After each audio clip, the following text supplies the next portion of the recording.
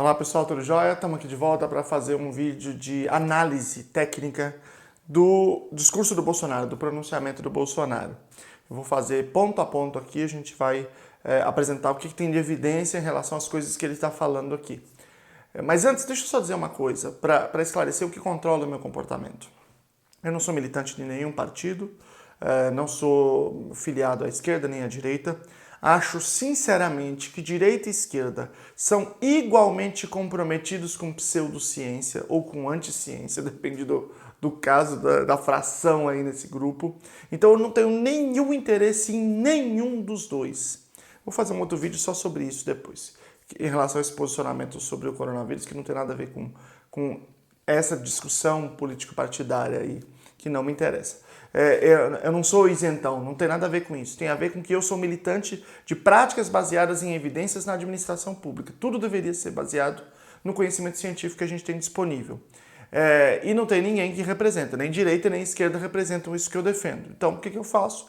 Eu atuo fazendo divulgação científica para modificar a sociedade. Se tiver muita gente na sociedade que também defenda isso, vai surgir políticos que se interessem por essa ideia, porque vai ter um reforçador bom para eles, que é o voto, né? Bom, dito isso, vamos ouvir o pronunciamento do Bolsonaro. Eu vou fazendo o seguinte, eu vou passando e aí eu vou dando pausa e vou discutindo o que ele falar. Tudo bem? Vamos lá? Ok. Boa noite.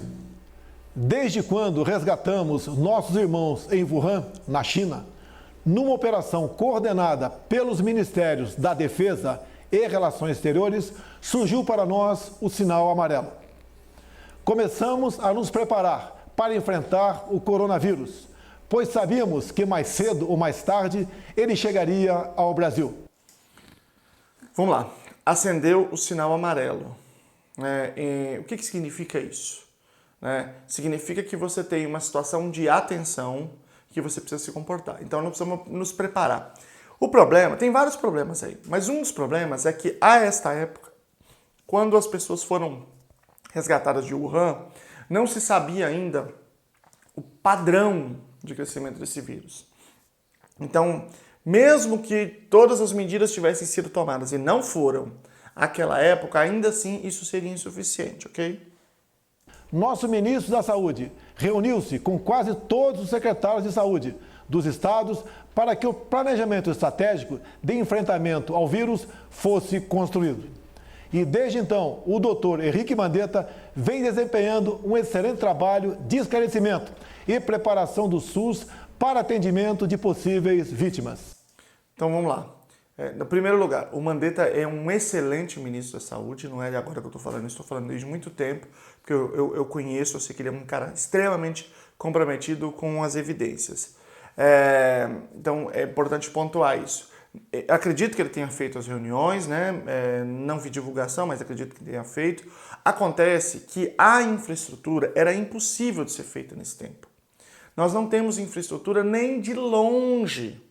O estudo do Imperial College mostrou que mesmo na Inglaterra, se todo mundo ficasse doente ao mesmo tempo, seria preciso de mais de 50 vezes a quantidade de leitos. Isto não é possível de ser feito, né? Então a gente precisa modificar o padrão de dispersão do vírus para que o nosso sistema, e aí sim a gente pode ter uma preparação de mais leitos, porque o nosso padrão é de ocupação de 85% dos leitos. Quer dizer, nós não estamos falando de todo o sistema do Brasil, nós estamos falando de um sistema que é ridiculamente pequeno no Brasil e que só 15% que tem de margem para a gente trabalhar.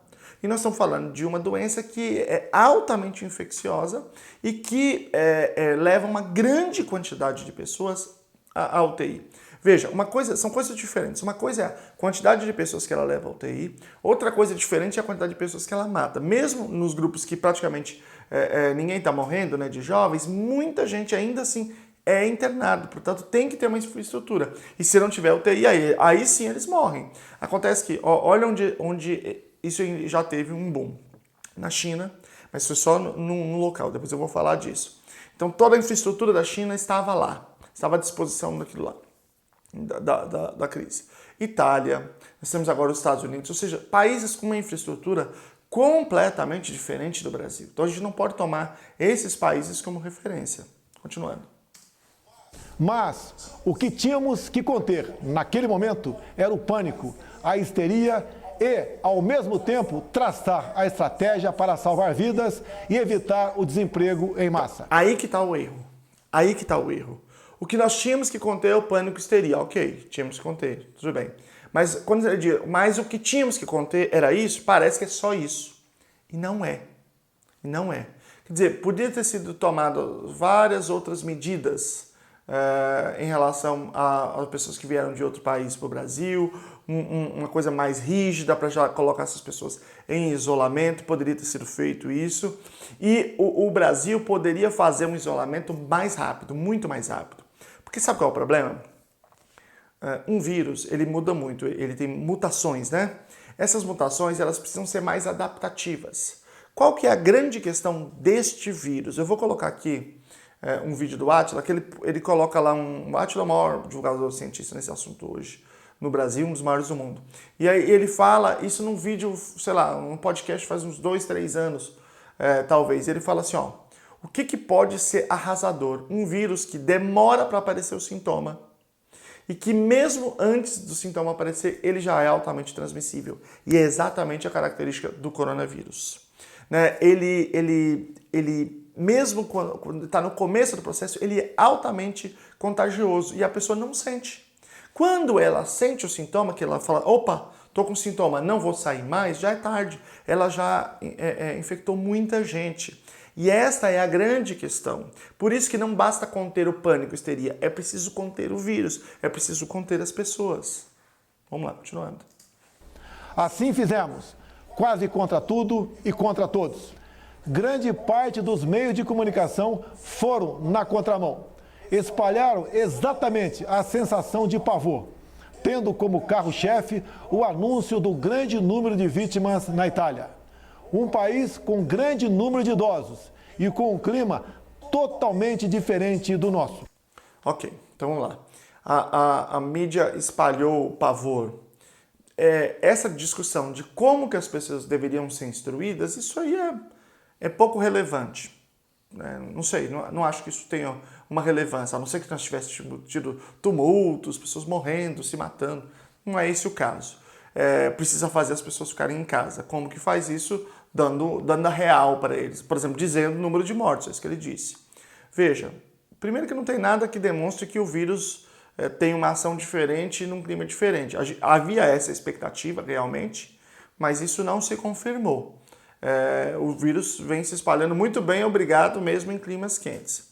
A população tem muito idoso, é verdade, a Itália tem muito mais idosos que nós. Mas conta a quantidade de leito que a Itália tem, o sistema de saúde que a Itália tem, que é completamente diferente do nosso, é muitas vezes melhor do que o nosso. E outra coisa que a gente precisa considerar também, o tamanho da Itália, a quantidade de pessoas na Itália. A Itália, isso aí está em uma região, lá, a crise na Itália, uma região. No Brasil, não. No Brasil está espalhado em vários lugares. Então, o nosso não é que não dá para comparar porque a Itália é pior. O nosso é muito pior do que o caso da Itália. Entendeu? Vamos continuar.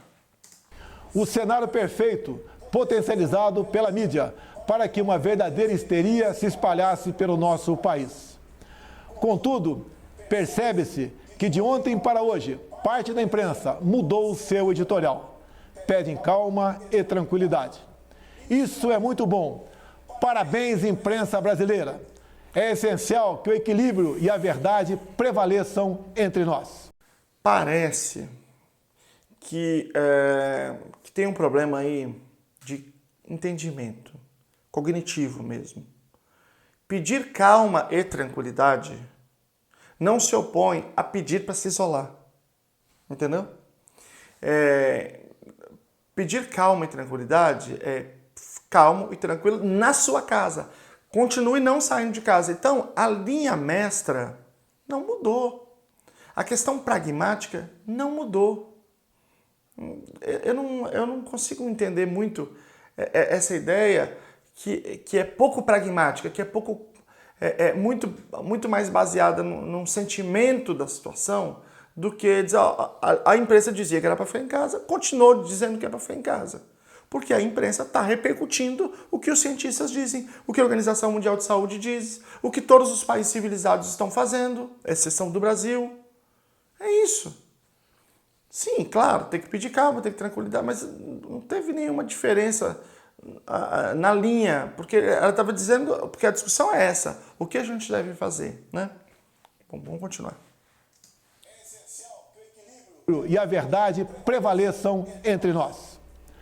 O vírus chegou, está sendo enfrentado por nós e brevemente passará. Nossa vida tem que continuar. Os empregos devem ser mantidos. O sustento das famílias deve ser preservado. Devemos, sim, voltar à normalidade. O que impede de voltar à normalidade não é a mídia. O que impede é o vírus, entende? É essa a questão. Não adianta falar e aí vai voltar à normalidade. Não. Vai ter caminhão tirando morto da rua. Voltar à normalidade significa não fazer nada. As projeções com o vírus, eu tenho outros vídeos aqui que eu já falei dos cenários do Brasil, depois vocês podem ver. É que se a gente não fizer nada, se a gente fizer o que o Bolsonaro está propondo, a gente vai chegar a alguma coisa próximo de 3 milhões de mortos. Isso é um enorme impacto social, um enorme impacto humanitário e um enorme impacto econômico. Então, essa questão não se resolve dessa forma, né? Algumas poucas autoridades, estaduais e municipais, devem abandonar o conceito de terra arrasada, a proibição de transportes, o fechamento de comércio e o confinamento em massa. O que se passa no mundo tem mostrado que o grupo de risco é o das pessoas acima dos 60 anos. Então, por que fechar escolas? Bom, então vamos lá. Por que fechar escolas? Porque as crianças, em geral, não têm sintomas. Já discuti aqui o motivo de por que isso. A gente não tem certeza, mas tem uma hipótese, está lá no outro vídeo. Por quê? Porque duas crianças se encontram, uma delas está com vírus, mas ela não tem nenhum sintoma, então ela continua indo para a escola. Ela passa para o outro. Quando ela vai para casa, ela pega nos lugares, ela passa para todo mundo, ela passa para a pessoa do ônibus, para a pessoa do metrô, se for um adolescente, passa para os funcionários da escola, volta e passa para todo mundo em casa. Então as crianças são um ponto de encontro de todas as pessoas do país, praticamente. Então, Bolsonaro, é por isso fecha a escola. É por isso. Nós temos 3 cenários. Um de supressão, um de não fazer nada, que é mais de 2 milhões de mortos. Um de mitigação, que seria pelo menos fechar essas coisas. E aí nós estamos falando de quase 1 milhão de mortos. E temos um cenário de lockdown, de isolamento, que aí você pode ter só alguns milhares de mortos. É por isso. Raros são os casos fatais de pessoas sãs com menos de 40 anos de idade. 90% de nós não teremos qualquer manifestação caso se contamine.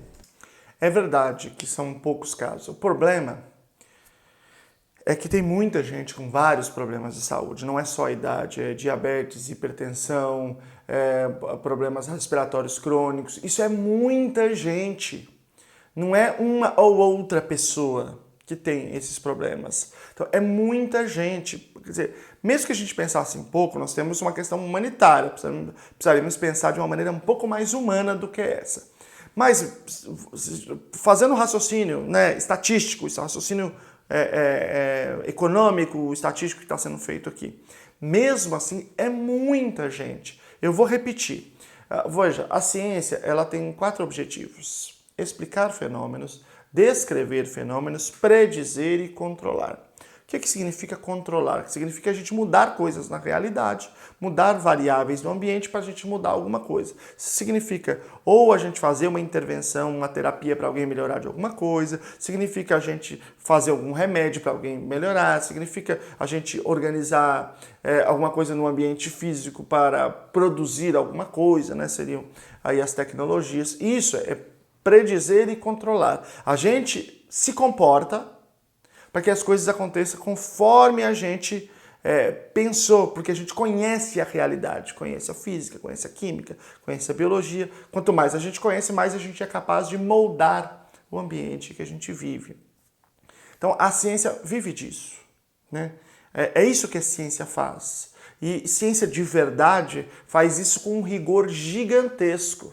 Então, o campo da epidemiologia, da virologia, esse campo, de maneira muito séria, cientistas muito sérios do mundo inteiro, com experimentos sendo replicados em vários lugares, chegaram a números aterradores em relação ao Brasil. Então, esses números que eu estou descrevendo aqui são números produzidos por meio de pesquisa muito séria, de projeções muito sérias. Ciência não é opinião, ciência não é chute, o procedimento é diferente. Entendeu? Se eu pego uma coisa aqui e jogo aqui, eu posso calcular a velocidade, onde que vai cair, se vai cair ou não, né? Porque aqui vai, porque aqui eu tô sob a força da gravidade. Então, isso é fazer previsão. Previsão não é chute, previsão é um cálculo, tudo bem? Devemos sim ter extrema preocupação em não transmitir o vírus para os outros, em especial aos nossos queridos pais e avós, respeitando as orientações do Ministério da Saúde. No meu caso particular, pelo meu histórico de atleta, caso fosse contaminado pelo vírus, não precisaria me preocupar. Nada sentiria ou seria, quando muito, acometido de uma gripezinha ou resfriadinho. Isso aí eu vou me recusar a comentar, né? Porque... Como bem disse aquele conhecido médico daquela conhecida televisão. Também vou me recusar a comentar isso, porque indiretinha, isso não... Bom, não tem nada a ver com o posicionamento científico dele, né? Então, não vou comentar. Enquanto estou falando, o mundo busca um tratamento para a doença. O FDA americano e o Hospital Albert Einstein, em São Paulo, buscam a comprovação da eficácia da cloroquina no tratamento do Covid-19. Nosso governo tem recebido notícias positivas sobre esse remédio fabricado no Brasil, largamente utilizado no combate à malária, ao lúpus e à artrite. Acredito em Deus. Sobre esse remédio, não existe remédio para o Covid-19, certo?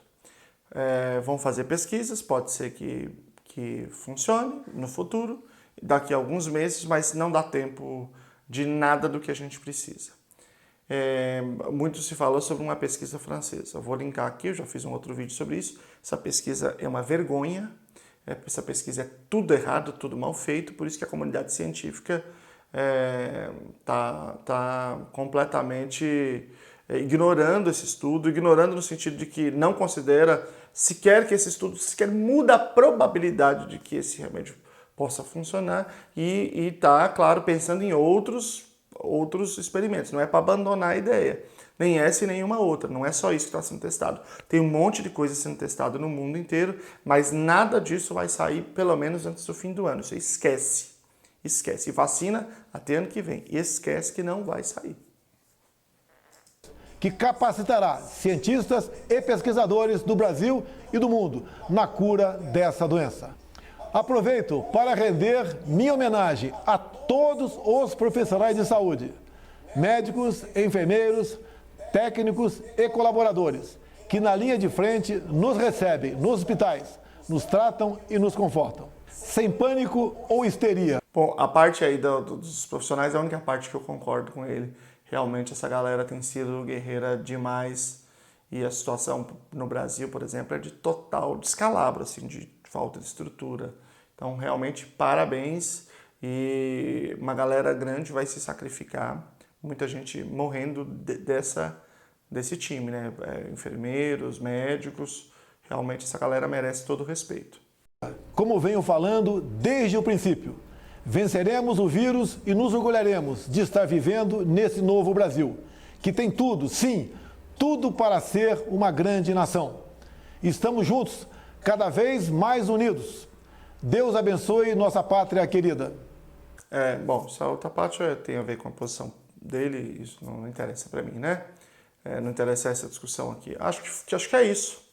Esse foi o comentário crítico, que, digamos assim, do pronunciamento do presidente. Foi um pronunciamento que tornou tornou a situação bem clara, a posição dele bem clara. Havia uns ia, não ia, e agora acho que ficou clara a posição dele contrária a tudo o que está sendo dito no mundo, o que está sendo feito no mundo, em todos os países, e que tem pensado todos os cientistas do mundo inteiro e todas as previsões do mundo inteiro. A pergunta é, por que que ele está indo contra todas as projeções que todo mundo faz? Alguém vai dizer assim, mas não é só ele, tem o Roberto Justo. Aí, pelo amor de Deus, né, gente? Estou falando das instituições, dos cientistas e tal.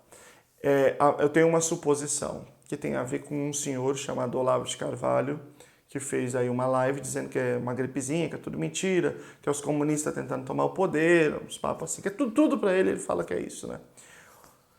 Eu já fiz um vídeo aqui, eu comentei sobre isso, sobre os cenários do Brasil. Ele é um senhorzinho que tem a 3ª série do primário, né? Não conseguiu fazer a 4ª, tem problemas psiquiátricos muito graves, fugiu do hospício, fugiu não, saiu sem alta, né?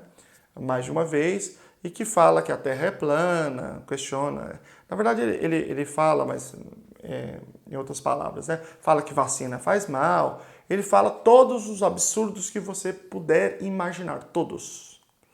Ele proibiu os filhos de estudarem, os filhos foram alfabetizados depois mais velhos, ele fala tudo para ele tem um negócio que os comunistas tentando tomar o poder. Então ele é uma pessoa perturbada e sem nenhuma formação. E mais uma vez tem nada a ver com direita e esquerda, tem um monte de gente de direita fazendo um trabalho aí sério. Veja aí o governador de Goiás, o Ronaldo Caiado, que divergiu seriamente do governo em relação a isso. Tem nada a ver com... O problema do Olavo não é ser de direita, o problema é que ele é um senhor semi-analfabeto, que não consegue entender uma receita de bolo. E, de repente, foi alçado à posição de guru. Entende? Então, suponho, porque ele sempre fala que ele é um gênio, ele mesmo fala também fala que ele é mais inteligente de todo mundo que já existiu no planeta. Quem não conhece, acha que eu estou exagerando, não é isso. Bom, então eu acho que tem a ver com essa influência do Olavo, né? Não sei, mas seria importante que o presidente se cercasse, né, ouvisse de outras pessoas mais sensatas e ouvisse o Mandetta, senta e ouve o Mandetta, porque o Mandetta é uma pessoa, é um médico que tem uma relação com práticas com evidência, é outra coisa, né? Nós estamos nessa situação, todo mundo está nessa situação, gente. Quanto mais o presidente errar, mais a gente se ferra. Então, tomara que as coisas dêem certo aí, né? Não sei se vai dar, mas tomara que dê. Esperança para todos. Abraço.